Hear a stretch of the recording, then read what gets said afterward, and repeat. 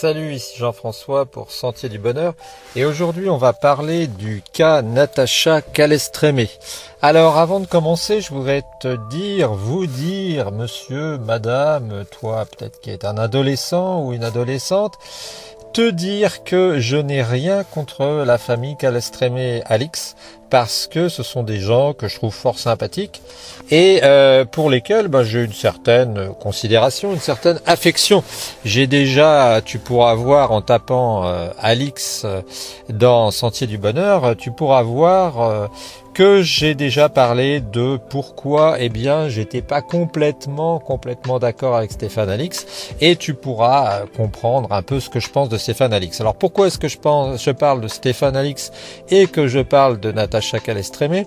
Eh bien tout simplement parce que les deux sont mari et femme. Et oui, c'est pas évident, mais apparemment il faut qu'on revoie tout ça pour pouvoir parler de Natacha Calestrémé.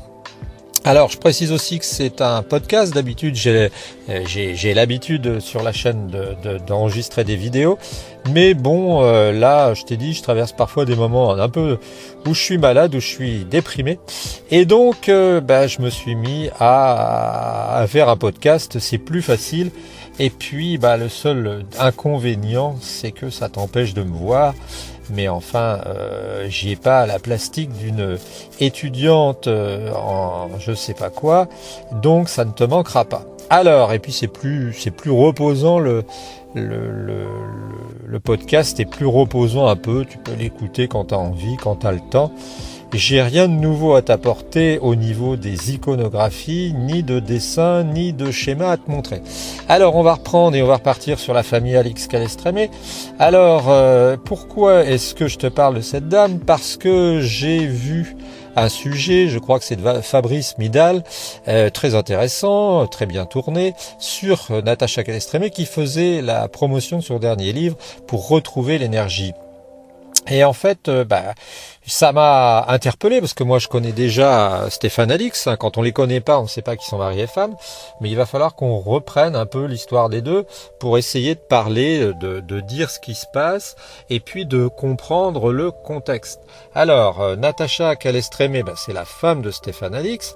Et puis, Natacha Calestrémé, elle chasse un peu, dirait-on, sur les terres de son mari, puisque son mari, si tu vas voir le sujet sur Stéphane Alix, il a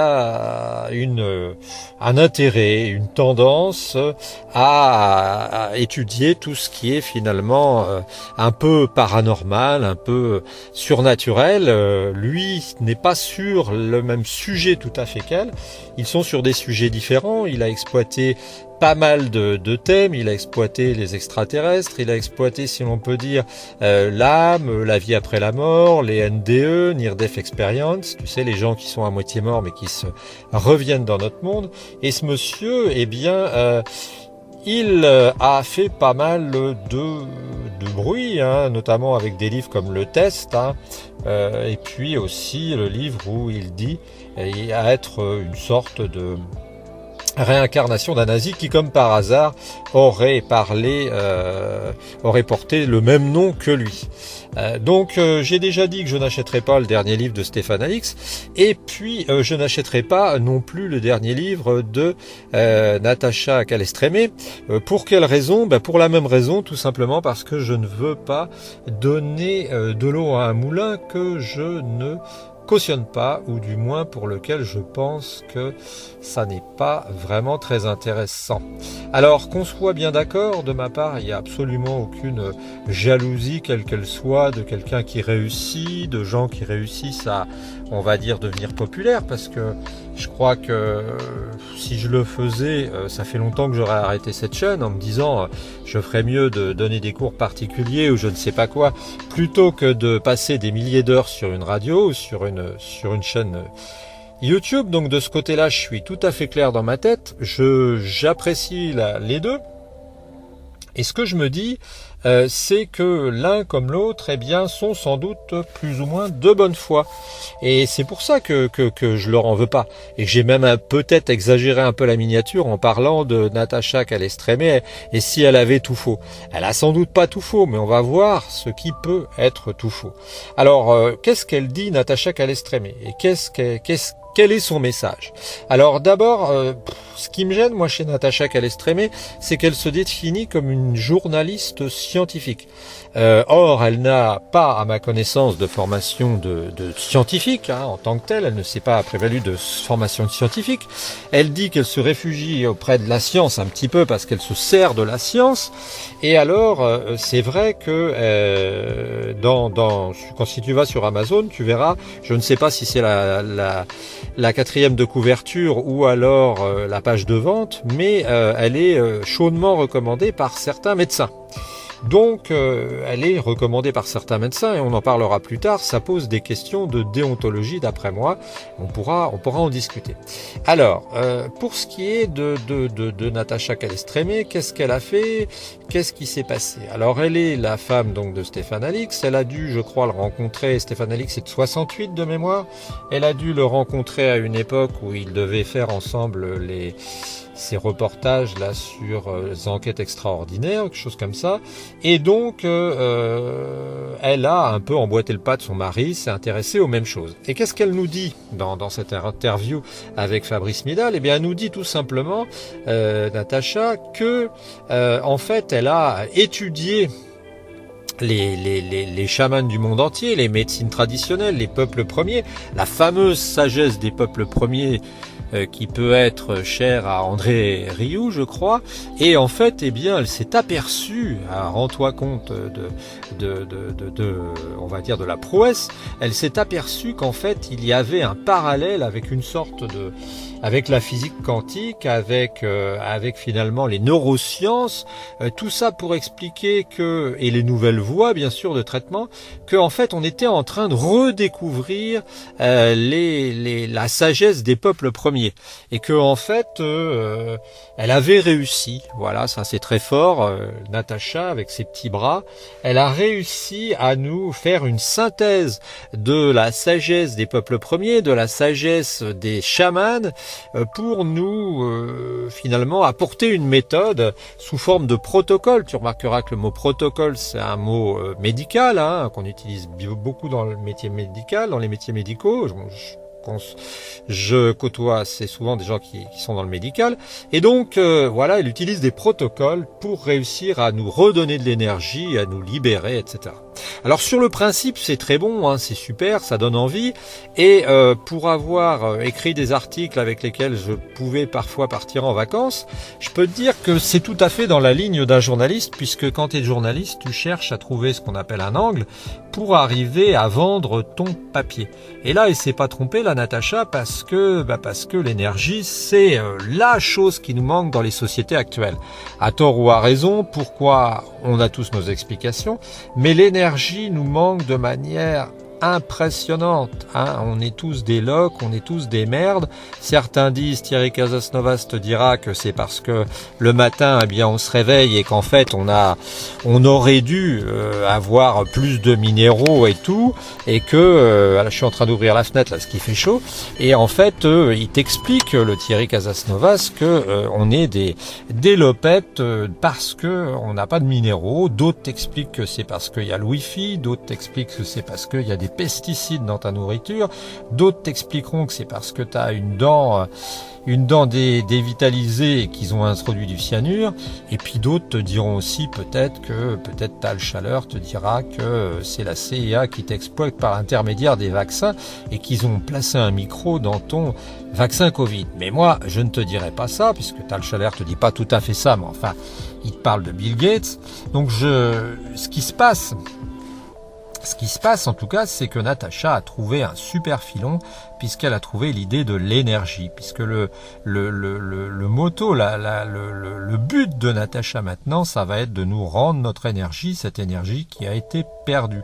Et alors, je te parlais tout à l'heure de médecins, et ça c'est très important, et là il faut revenir là-dessus, parce que si tu n'y prends garde, tu t'apercevras que finalement, et si tu lis un peu rapidement ce qu'elle dit, si tu regardes un peu rapidement les documentaires, j'ai quand même écouté écouté pendant plus d'une heure, je crois que c'est 1h10, l'interview de Natacha Calestrémé par Fabrice Midal, et en fait tu t'aperçois que, eh bien, c'est comme si la science donnait raison à Natacha. Alors j'ai déjà expliqué qu'il fallait se méfier de cet écueil, parce que souvent quand on dit que la science donne raison à une personne, on a l'impression que la science, eh bien, c'est la science elle-même, tu vois, une sorte de femme transformée, une sorte d'allégorie, une belle et jolie jeune femme qui distribuerait sa vérité. En fait, c'est pas comme ça que ça se passe, parce que quand Natacha Calestrémé dit que c'est la science, elle se repose, tout comme Guy von Menbaum, là, le samouraï cancer, elle se repose sur certaines personnes. Hein. Et ça, c'est très important à comprendre, parce que c'est, si ce n'est un piège à con, au moins un piège à naïf. Parce que quand tu te reposes sur certaines personnes, quand tu te reposes sur certains individus, eh bien tu dois te dire que tu captes la vie de seulement un certain pourcentage de personnes. Et ça, c'est très important à comprendre, parce que ça signifie que si un médecin te recommande chaudement, tous les médecins, par la force des choses, ne te recommandent pas nécessairement.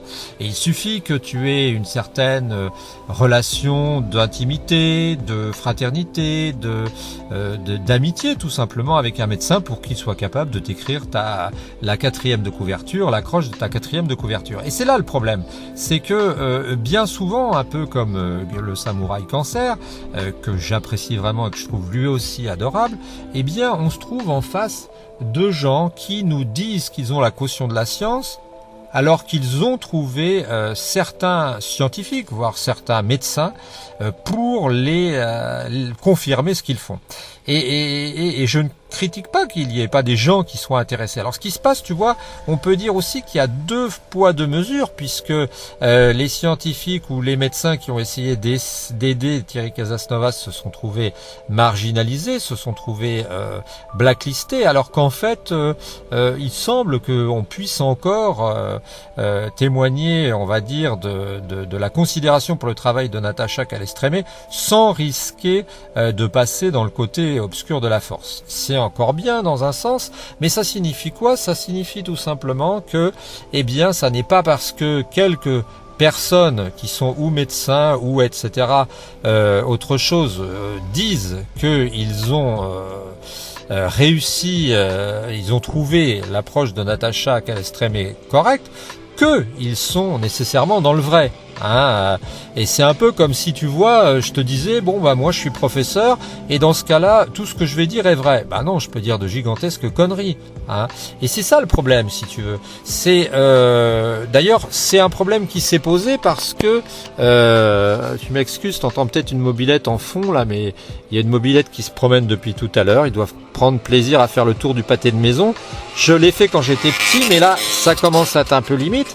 Et en fait, le problème, c'est ça, si tu veux. Le problème, c'est que quand on a une personne qui est médecin, d'après moi, ça signifie quoi? Eh bien, ça signifie tout simplement qu'elle peut pratiquer la médecine et qu'elle a été formée. Or, le problème qu'il y a avec ce système, c'est un problème qu'on retrouve avec le docteur Charbonnier. C'est-à-dire que le docteur Charbonnier a été obligé d'enlever dans ses livres preuves scientifiques. Le docteur Charbonnier, tu le connais peut-être pas, mais c'est celui qui s'intéresse à tout. Il est de Toulouse, à toutes les NDE, Near Death Experience, EMI et expérience de mort imminente. Et c'est celui qui s'intéresse à tous ces problèmes-là. Et cet homme-là, bon, que j'aime aussi beaucoup, j'aime tout le monde finalement, je pense qu'il est persuadé de ce qu'il dit. J'avais fait quelque chose sur lui aussi. Et en fait, je te recommande particulièrement l'interview qu'il a faite à la Tronche en Biais, et où il dit carrément qu'il n'a plus le droit de mettre docteur sur ses livres. Et c'est normal, tu vois, je trouve que c'est normal parce que le terme docteur, tendrait à prouver que tu es une personne incontestée ou incontestable. Et je trouve que je me suis posé la question, je voulais commencer la miniature là-dessus, utiliser une miniature un petit peu différente. Les docteurs qui cautionnent Natacha Calestrémé devraient-ils avoir le droit de faire état de leur état de docteur? Et j'en suis pas sûr. Voilà, alors tout ça pour te dire que a-t-elle tout faux, Natacha Calestrémé? Elle dit clairement qu'elle est pas qu'elle est scientifique, qu'elle se reporte à la science sur la science pour essayer de se rassurer. Or en fait, elle ne nous prouve rien de rationnel. Elle va voir des chamans, elle va voir des guérisseurs, desquels elle extrairait une sorte de généralité d'après lesquelles elle va formuler des protocoles pour retrouver notre énergie. Fort bien, mais rien ne nous prouve scientifiquement, comme son mari, exactement pareil, bis repetitas placent, je crois qu'on dit en latin, les choses qu'on répète plaisent, hein, eh bien rien ne nous prouve qu'elle a raison scientifiquement. Alors, elle nous dit que elle a évité sans doute des suicides et que des gens lui écrivent tous les jours. On s'en doute, hein, on s'en doute que Natacha a évité des suicides puisqu'on vit dans une société totalement démunie d'humanité. Hein. Ça, on n'est pas les premiers ni les derniers malheureusement à le souligner et à le voir. Donc, c'est pas étonnant que Natacha Calestrémé ait beaucoup de témoignages qui disent qu'elle a raison. Et puis elle nous dit aussi que finalement son système fonctionne et c'est pas étonnant, hein. Alors je ne connais plus les chiffres exacts, mais l'effet placebo représenterait entre 30 à 35% minimum des effets concernant certaines drogues. Ça veut dire un peu comme les rémissions de tuberculeux qui sont de l'ordre de 30% sans même qu'on sache pourquoi, ou même de cancéreux, qu'il y a toujours des gens qui s'en sortent et qu'il y a toujours des gens qui réussissent à vivre mieux. Alors si tu ajoutes les rémissions spontanées, si tu ajoutes la méthode Coué, si tu ajoutes l'effet placebo, tu atteins peut-être 50%, ce qui fait que Natacha Calestrémé soigne entre guillemets des gens ou permet à des gens de se soigner ou d'entamer des protocoles qui leur permettent, et c'est très bien, de réussir. Alors tu vois la réponse, et je vais pas être trop salaud avec Natacha Calestrémé, c'est Natacha Calestrémé, et si elle avait tout faux? Non, je te dis, elle a pas tout faux. Elle a pas tout faux parce que où c'est positif, c'est que par la notoriété de son mari, sa notoriété à elle-même, mais la notoriété de son mari en grande partie, et des médias tels que la télé qui ont lancé son mari, eh bien, elle peut réussir, on va soulager des gens, d'après moi, parce que ça n'est pas prouvé, tout simplement parce que, elle leur apporte des protocoles auxquels ils accordent de l'importance, hein. C'est un peu comme quand tu prends de l'homéopathie et que tu dis, oui, l'homéopathie, c'est super, ça marche. Moi, je suis en train de préparer un sujet sur l'homéopathie où j'émets beaucoup de doutes sur cette discipline. Au début, j'ai cru que l'homéopathie, qui était martyrisée par Big Pharma en ce moment, puisque les lobbies ont réussi à ne plus la faire rembourser, j'étais un des premiers à me hérisser le poil. Et puis en plus, en fait, quand tu réfléchis, tu te dis que c'est assez logique que ce soit pas remboursé. Alors je sais que je vais encore me faire plein d'amis dans ces vues, dans ces publications, mais enfin c'est vrai quoi. Donc finalement, Natacha Calestrémé, c'est un peu une sorte de méthode Coué, comme je te dis, d'homéopathie psychologique, de tout ce que tu veux, qui fait qu'elle soigne. Donc Natacha Calestrémé a-t-elle tout faux? Non, Natacha Calestrémé n'a pas tout faux puisqu'elle réussit. Mais Natacha Calestrémé peut-elle se prévaloir de la science? Peut-elle utiliser des preuves scientifiques, invoquer des preuves scientifiques pour justifier, on va dire, ses travaux? Non, moi je dirais que non, franchement, hein. Même sanction entre guillemets, même remarque que son mari Stephen Alix, c'est comme ça. Voilà, voilà qu'arrive la fin de cette vidéo qui n'en est pas une, de ce podcast qui en est bien un. Et puis voilà le moment de nous séparer. Alors j'espère que tu apprécies nos recherches, j'espère que tu apprécies